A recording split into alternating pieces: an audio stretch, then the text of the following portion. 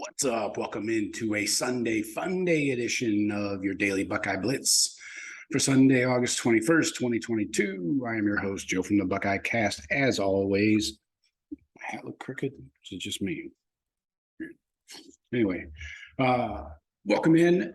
Hope you're pouring something over ice today and enjoying it thoroughly, as am I shortly.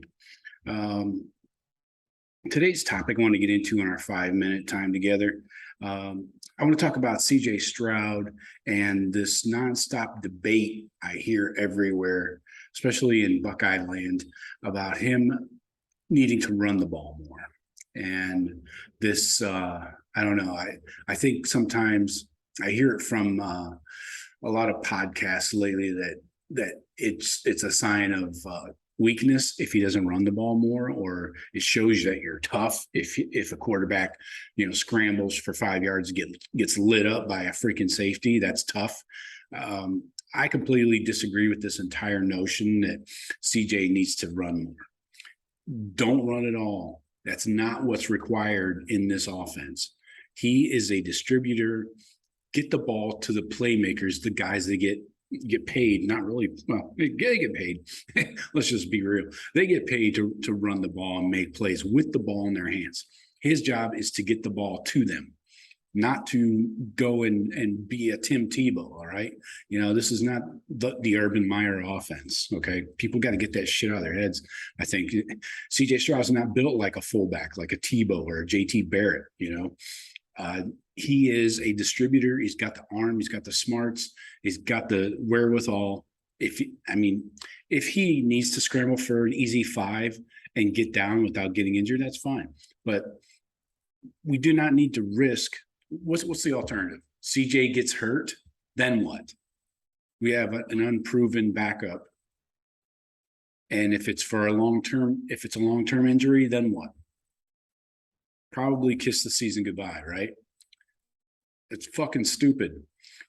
CJ does not need to run the ball. I think people think they look back and they see his highlights of Tim Tebow and, running for a first down and gets lit up by sandwiched between 2 linebackers.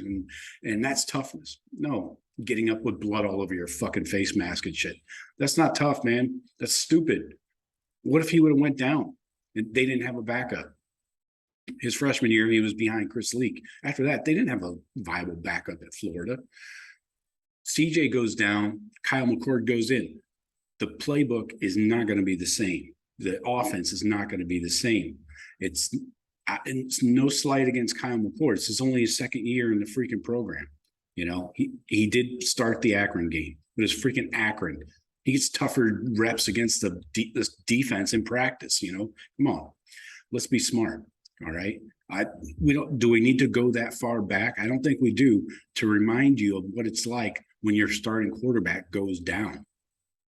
Think about Justin Fields, 2019, got hurt in the Michigan game, right? Came back in and dropped a dime to Garrett Wilson for a touchdown. But what if he couldn't come back in? Chugs, are you serious? Chugs is our fucking backup? No thanks. No offense to Chugging-off, but not exactly a Justin Fields, I think you can all agree with me on. So my point is, let's go to 2020, the game against Clemson, when Justin Fields took off, got an extra yard or 2, but then got lit the hell up by that meathead Skalski, the linebacker for Clemson. He was never the same. Week and a half later against Bama, after we smoked Clemson, we go play Bama in the national championship game. He wasn't the same player. He couldn't run. He wasn't even a willing runner. He did have a good day throwing the ball, yeah, but he wasn't running the ball. And you can say, yeah, Justin Fields doesn't play defense in that game. But the point is, he got hit hard, knocked out of the game, then came back a week and a half later and still was not right. We cannot afford that in this offense, especially this year. We're trying to make a freaking run to a national championship, right? That's what I talked about it just a week ago on this show. It's national championship or bust. You can't do that with your second string quarterback. It's not possible. It's not likely. I know. Don't give me fucking Cardale Jones and all that. That was a one-off situation where the quarterback that where Cardale came in, he was a completely different quarterback from Braxton and JT. All right. Different arm talent entirely. The deep ball was in full effect. So that was not a thing before Cardale took over. So don't give me that shit.